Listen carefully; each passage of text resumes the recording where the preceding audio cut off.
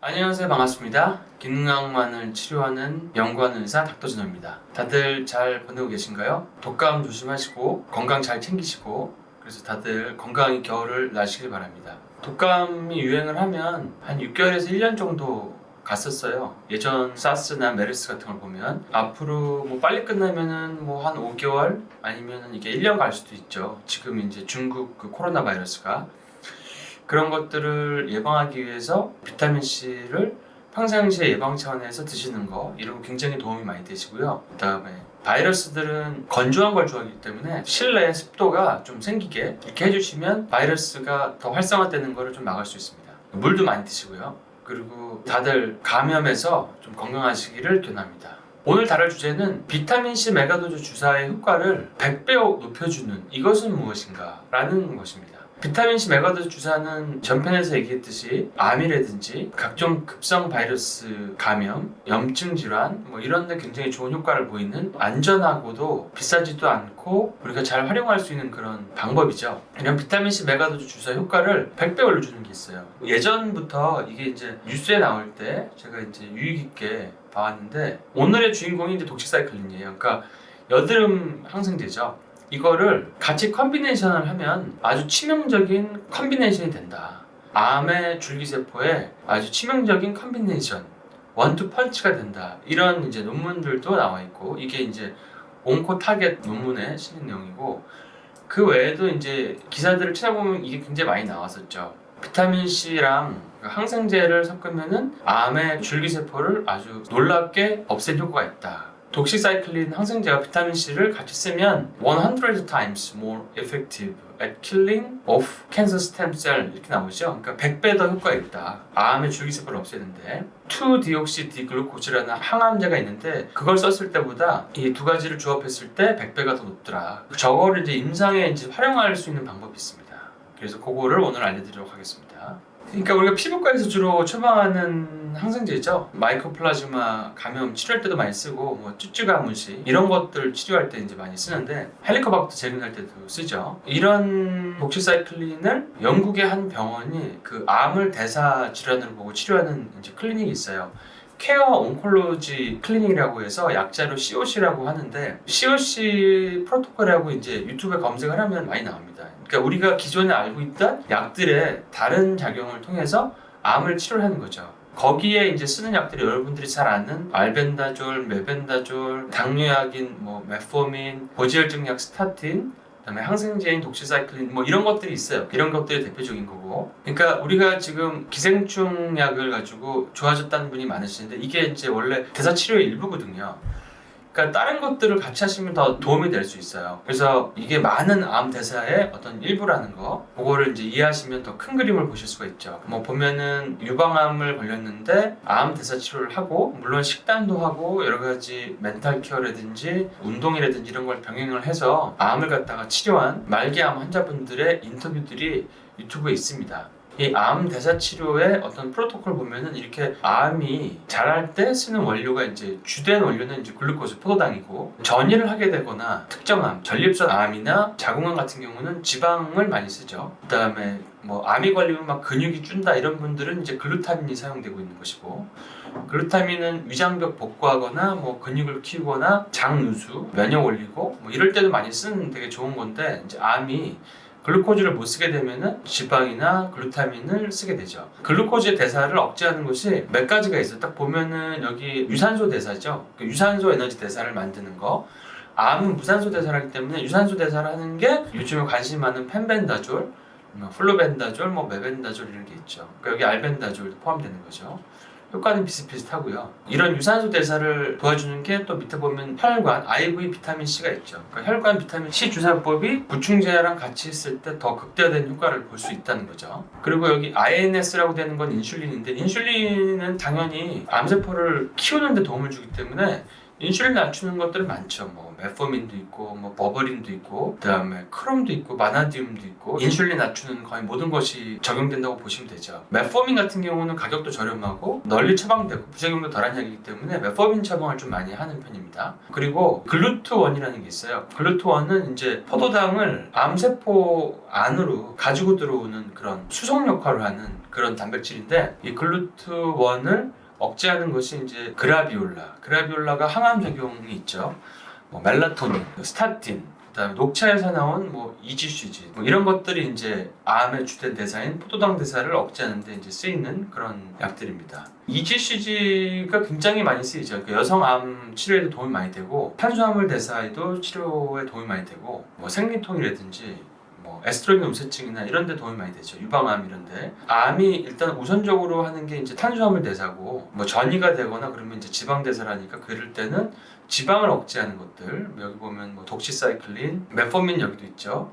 아스피린, 디피리다몰, 스타틴 계열들, 오메가3, 콜레스테롤 낮추는 한국 추출물, 그다음에 버버린, 비타민 E, 그다음에 또 EGCG가 또 있죠. EGCG는 굉장히 이제 많이 쓰이는 좋은 항암의 성분이라고 볼 수 있습니다.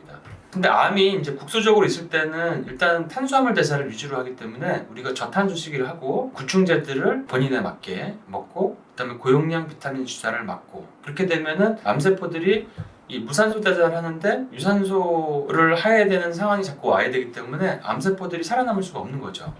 그리고 키토제닉 식사를 하면서도 이런 메포민이나 버버린이나 크롬이나 바나디움이나 이렇게 인슐린을 낮추는 효과가 큰 영양소들을 먹어주면 더 효과가 좋은 거고, 식단도 그렇고, 그 외에 이제 탄수화물을 세포질로 운반하는 이런 단백질들을 억제하는 EGCG나 멜라토닌이나 스타틴 같은 것들을 사용하면 더 효과를 볼 수 있는 거죠.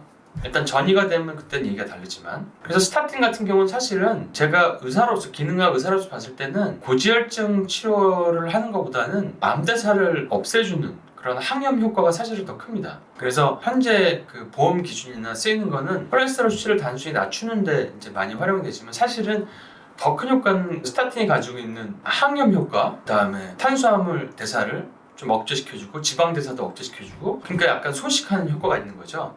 그러니까 그런 작용이 이제 주된 작용으로 기능학에서는 보고 있습니다. 그래서 스타틴 같은 경우는 너무 고용량을 드시면 그 부작용이 있기 때문에 뭐 셀레늄도 결핍이 되고 코엔자임 Q10도 결핍이 되고, 그래서 심장에도 안 좋고 근육도 무기력해질 수 있고 통증도 올 수 있고 하기 때문에 스타틴은 되게 이제 저용량으로 좀 많이 쓰죠. 그리고 그 사람이 어느 정도 견딜 수 있는지 그 용량을 보면서 쓰시는 게 굉장히 중요합니다. 그래서 이런 기본적인 그 암 대사 치료에 기반을 해서 독시사이클린과 비타민 C가 나오는 겁니다. 그리고 거기에 구충제들이 또 등장을 하게 되는 거죠. 그리고 키토제닉 식사도 나오는 거고요.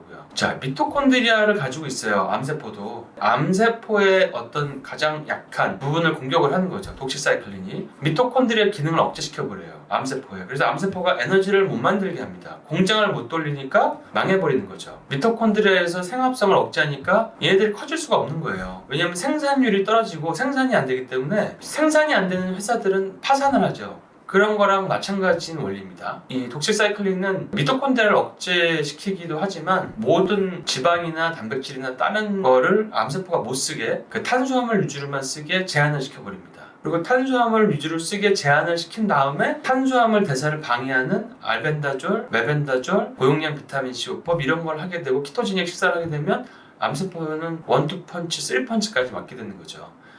그래서 여기 보면은 독시사이클린은 미토콘드리아의 생성의 방해자인데 효과적으로 뭘 줄이냐면 암의 스템셀, 줄기세포를 없앤다, 이런 스터디가 나와 있고, 사실은 여러분들이 아셔야 될 거는 암의 줄기세포는 항암요법이나 방사선요법으로 없앨 수가 없습니다. 항암이나 방사선으로 암이 줄었다 이렇게 얘기를 들어도 줄기세포는 살아있거든요.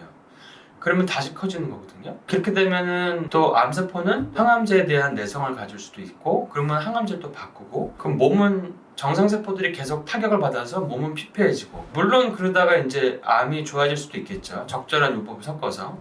근데 정상세포가 공격받는 거는 어쩔 수 없는 상황입니다. 암 환자들한테서는 항암제는 겉에 이제 이렇게 약에 대한 자세한 설명 글을 보면은 이게 암을 유발시킬 수 있는 약이다 이렇게 써 있습니다. 마치 인슐린으로 당뇨를 치료하는 것처럼, 그래서 끝없는 치료를 해야 되는 것처럼 암세포를 항암제로만 치료를 하게 된다 그러면은 암의 재발을 막는 것보다는 오히려 더 올 수 있는 상황이 될 수 있는 거죠.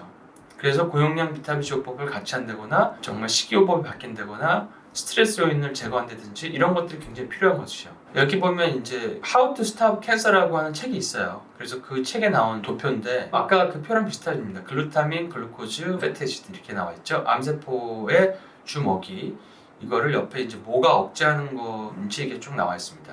독시사이클린은 지방 산화를 억제하기 때문에 지방이 어디냐면 그 림프절이 있죠. 암세포가 전이할 때 림파절을 타고 전이를 하니까 림프절 전이의 가능성을 억제시켜 주는 거죠. 전이의 위험성이 있는 암은 독시사이클린을 좀 더 적극적으로 매일 복용을 하고 좀 휴지기를 갖고 또 복용을 하고 뭐 이런 식으로 치료를 합니다. 근데 이제 림프절 전이가 가능성이 거의 없다. 그런 경우에는 그냥 원발성 암, 장기에는 원발성 암을 치료할 때는 독시사이클린을 이런 지방산화 억제 목적으로 계속 투여하진 않죠. 독시사이클린을 하는 것보다는 알벤다졸, 메벤다졸 뭐 이런 거를 간헐적 복용을 하시면서 고용량 비타민C를 복용하시는 게 더 효과가 좋습니다. 그래서 암세포가 림프관을 통해서 주변의 림프절로 옮겨가는데 지방산을 핵심 연료로 활용한다는 사실이 규명됐죠. 그 다음에 독시사이클린의 또 다른 효과는 MMP9이라고 하는 단백질 분해 효소군을 억제시키는 건데 이제 얘가 하는 역할이 종양이 침투에 들어가는 거, 침윤, 그 다음에 전이 암이 커지기 위해서 보급을 해주는 혈관을 만드는 신생을 하는 게 이제 MMP9이라는 거고, 그거를 억제시켜주는 게 독시사이클린도 그 작용이 있다. 이 MMP9이라고 하는 거가 실험을 해보면은 독시사이클린을 저용량 좀 많이 이렇게 투여한 그룹을 보면은 그냥 아무것도 안 하는 그룹에서는 MMP9이 높게 나오고 독시사이클린을 투여하면 이게 많이 투여할수록 적게 나옵니다. 물론 사람에서는 여기 실험실에서 한 용량만큼 투여할 수는 없어요. 이거는 굉장히 고농도로 투여한 건데 이 정도 고농도로 투여를 하지 않아도 효과가 있다는 거 여러분들이 알아두시면 도움이 많이 되실 거고요. 그래서 독시사이클린만 단독으로도 효과가 있을까? 그래서 이걸 유방암 환자를 9명을 대상으로 처방을 했습니다. 물론 환자 수가 적기 때문에 조금 그런 면이 있지만 수술하기 전에 2주간 독시사이클린을 하루에 200mg, 하루 2번 먹은 거죠. 그러니까 유방암 초기 환자들의 항암 효과가 있었다. 그래서 9명 중에 1명을 제외한 8명 모두 줄기세포 생물지표, 그 다음에 CD44 수치가 감소되고 그 감소 수치는 17.6에서 66.7%로 감소했다. 그래서 암 초기에는 독시사이클린이 도움이 될 수 있다.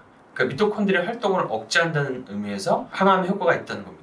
여기에 이제 고용량 비타민C 요법을 같이 했으면 더 효과가 있었겠죠. 자, 독시사이클린과 비타민C는 독시사이클린을 먹게 되면 암세포의 먹이를 포도당으로만 제한시켜버려요. 근데 그 상황에서 고농도 비타민C를 놔주면 과산화수소가 많이 생성되면서 유산소 대사를 활성화시키죠. 몸에 산소를 풍부하게 하는 환경을 만들기 때문에 암세포가 사멸하게 만듭니다. 그래서 매일 독시사이클린을 드시고 오시게 하는 분도 계시고 위장이 또 안 좋은 분들이나 뭐 민감한 분들, 지방대사랑 상관없는 암이라든지 전이가 아직 멀었다든지 국소에만 국한된 암의 경우에는 비타민C 고용량 주사를 맞는 날만 독시사이클린 하나를 드시고 오셔라. 독시사이클린을 먹으면 12시간 가거든요. 그러면 아침에 먹고 와서 주사를 맞고 그러면은 주사를 맞을 때 그 효과가 굉장히 극대화되는 거죠. 그렇게도 사용할 수가 있습니다.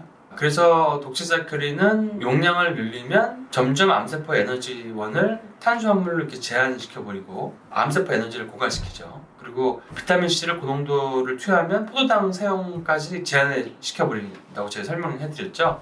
그래서 암세포에 이제 사멸이 이루어지는 거죠. 그래서 보면 그래프가 비타민C 농도가 올라갈수록 암세포가 사멸되는 걸로 나옵니다. 그 독시사이클린 한 이후에 이렇게 나옵니다. 독시사이클린과 비타민C의 작용을 또 보면 아까 첫 번째는 독시사이클린이 암세포의 먹이를 포도당으로 제한시킨다고 제가 말씀을 드렸고, 두 번째 작용은 암세포의 미토콘드리아의 ATP 생산을 억제시킵니다. 그래서 비타민C가 철분과 결합할 때 암세포에 있는 철분과 결합 시 미토콘드리아에 산화 스트레스를 줘요. 그러니까 활성산소 작용, 산화 스트레스를 줘서 미토콘드리아가 망가지죠. 암세포가 그걸 고치려고 하는데 이 항생제가 미토콘드리아의 단백질 생성을 또 방해합니다. 그러니까 이 대사가 잘 안 되게 만드는 거죠. 뭘 고치려고 그러면은 안 고쳐지게 하고 그나마 고쳐놓으면 또 부시고 뭐 이런 작용을 이제 독시사이클린이 한다는 거죠. 그래서 이런 제한적인 상황이 자꾸 오게 되면 암세포는 불완전한 그런 에너지 생성을 하게 되고 그 결과 생산율이 떨어져가지고 사멸 과정을 겪게 되는 겁니다. 그래서 우리가 독시사이클린은 알벤다졸, 펜벤다졸, 프르벤다졸 뭐 이런 메벤다졸만큼이나 되게 중요하고 고용량 비타민C도 그만큼이나 중요하다라는 걸 알 수 있습니다. 자, 그래서 ATP를 제한시켜버리고 산화 스트레스를 주고 이런 독시사이클린과 비타민C의 콜라보 작용으로 이 표를 보게 되면은 아무것도 안 한 그룹과 그 다음에 비타민C와 항생제 독시사이클린을 준 그룹은 ATP 생성도 굉장히 많이 떨어지게 되고 기본적인 세포 대사가 잘 되지 않는다, 많이 떨어지게 된다, 이렇게 그래프가 나와 있습니다. 그 암세포 대사가 크게 저하되기 때문에 암세포가 생산을 못해서 건물을 짓고 계속 퍼져나가는 것을 막을 수 있는 효과가 있습니다. 아까 처음에 뉴스에서 보여드렸듯이 2-디옥시디글루코즈의 항암 효능의 100배다 이렇게 나오죠. 독시사이클린과 비타민C의 콤보 치료법은 독시사이클린 플러스 2-디옥시디글루코즈의 요법과 비교했을 때 암의 줄기세포를 죽이는데 100배가 더 효과가 있었다. 줄기세포를 죽이는데 100배가 더 효과가 있었다는 것은 굉장히 시사하는 바가 크죠. 항암제와 방사선 치료로 하지 못하는 줄기세포를 줄이는 효과가 있었다. 그리고 알벤다졸, 펜벤다졸 이런 것만 드실 게 아니라 이런 큰 그림을 보고 암 대사 치료를 하시면 더 좋은 효과를 보실 수 있을 겁니다. 자, 그래서 보통 이제 독시사이클린을 암 대사 치료할 때는 하루에 한 알 먹어요. 100mg을 먹죠. 보통 여드름 치료할 때는 하루에 2알 먹거든요. 사실 제가 마이코플라즈마라든지 헬리코박터 제균할 때도 이제 많이 쓰는데 이게 근데 알벤다졸이나 이런 펜벤다졸처럼 장기 투여가 사실 항생제이기 때문에 장기 투여를 하면은 여러 가지 부작용들이나 수치들이 높아질 수가 있거든요. 그래서 모니터링을 해야 됩니다. 그래서 초기암은 주사 맞을 때만 드시고 오시게 하는 경우도 있고 아니면 드셔도 한 달 드시고 한 달은 쉬시고 이런 식으로 한다든지 물론 이런 항생제를 드시게 되면은 장을 도와주는 유산균이라든지 섬유소를 많이 같이 복용을 해주셔야 됩니다. 안 그러면은 장에 또 누수가 오거나 좋은 균들이 죽어버리면은 다른 쪽에 문제가 생길 수가 있기 때문에 어쩔 수 없이 사실은 항생제를 잘 안 쓰지만 꼭 필요할 때는 이렇게 쓸 수 있다는 거, 그런 걸 알아두시면 도움이 되시고요. 부작용은 피를 묽게 하는 와파린이나 그다음에 인슐린 올리는 그 당뇨약들, 먹는 당뇨약들, 면역 억제제, 비타민 A 유도체, 되게 부작용이 많은 여드름약 있죠. 그런 것들과 함께 사용 시 부작용이 증가할 수 있으니까 이제 그런 것들을 좀 알아두시고 주의하시면 됩니다. 자, 그래서 오늘 저희가 비타민C의 항암 치료에 대한 좀 큰 그림을 보고 독시사이클린을 활용한 비타민C의 원투펀치, 그 다음에 독시사이클린의 기전 2가지를 알아봤습니다. 그래서 암이 걸리시면 너무 이제 두려워하지 마시고 암 초기에 고용량 비타민C 요법 반드시 같이 하시고 알벤다졸, 펜벤다졸만 알지 마시고 알벤다졸과 비타민C 고용량 요법은 비슷한 기전을 보인다. 그래서 우리 아군을 더 극대화시킬 수 있다. 그리고 독시사이클린이 도와주면은 암세포가 더 취약하게 만들어서 그 장벽을 허물고 복구를 못하게 만든다. 그리고 암세포들이 탄수화물만 쓰게 만들어 놓고 독시사이클린이 그 다음에 알벤다졸과 비타민C를 같이 적용을 하면 훨씬 더 좋은 효과를 볼 수 있다. 그리고 키토제닉 저탄수 식사를 하게 되면 더 좋은 효과를 볼 수 있다. 이런 것들을 여러분들이 이해하시면 암을 대사 치료하는데 큰 도움이 되실 겁니다. 사실 이런 대사 치료에 알벤다졸과 독시사이클린은 2가지 약들이 다 약간 부작용이 있는 약이기 때문에 동시에는 잘 안 써요. 동시에는 잘 안 쓰고 알벤이나 메벤을 썼으면 어느 정도 썼으면 그 다음에 독시를 쓰고 이런 식으로 번갈아 가면서 쓴다든지 중간에도 모니터링을 해가면서 수치가 올라가면은 2약 다 휴직을 갖는다든지 이런 식으로 씁니다. 그리고 독시사이클린은 지방을 많이 활용하는 자궁암, 전립선암, 아니면 전이암 이런 데는 우선적으로 이제 더 활용을 좀 많이 하셔야 되고 초기에 국소에 있는 암은 탄수화물 대사를 주로 하기 때문에 그럴 때는 알벤다졸, 고용량 비타민C 요법 이런 걸 하시면 더 좋고요. 그리고 독시사이클린은 국소암이라도 비타민C 효과를 극대화시키고 알벤다졸의 효과를 극대화시키는 그런 효과를 보기 위해서 같이 병용하면 좋다. 그리고 비타민C를 맞는 날 먹고 와서 주사를 맞으면 더 좋은 효과를 볼 수 있다. 그래서 오늘의 결론을 이렇게 정리를 해봤습니다. 여러분들 모두 건강하시고 항암 방사선 수술 외에도 이런 치료가 있다는 것을 이해하시고 같이 활용을 하시고 좀 더 마음의 안심을 갖고 더 건강한 삶을 더 빨리 찾게 되셨으면 하는 마음에서 이번 콘텐츠를 준비했습니다. 그럼 다음에 또 좋은 콘텐츠로 찾아뵙도록 하겠습니다.